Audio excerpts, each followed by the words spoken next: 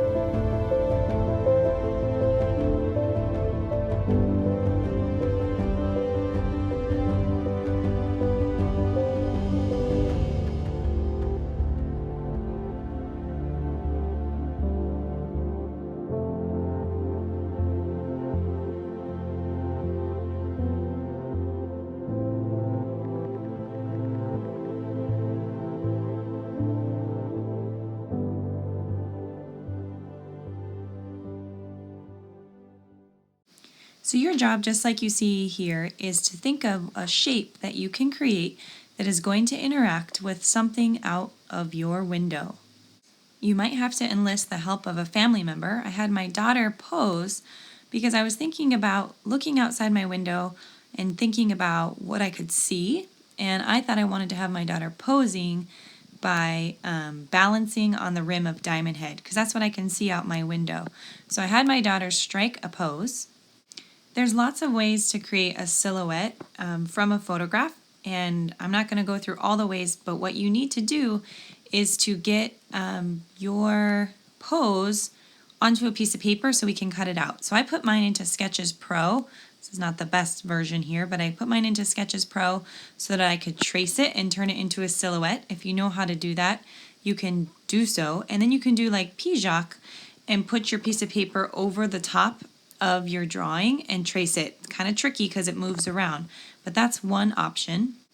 Another option is to look at the pose you want to create and start with a basic stick figure to get the basic form of what your shape is going to look like. I can continue to develop this drawing to give it a little bit more weight and thickness so it looks like a shape, not just a stick person. Another option if you're uncomfortable drawing the pose would be to use an action figure or a toy, even a Barbie would work, to trace around the figure, and then hopefully you can even pose it in a figure or in an action pose that you want to show, and then you can trace around the figure.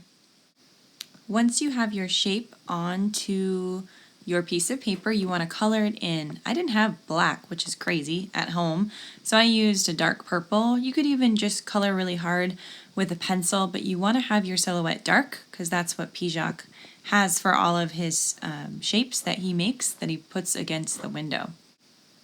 Once you've colored your shape, you're going to cut it out. So now you can see here that I have the positive shape, which is my posed figure, and then the negative shape, or we call that the negative space, which is all the area around that figure.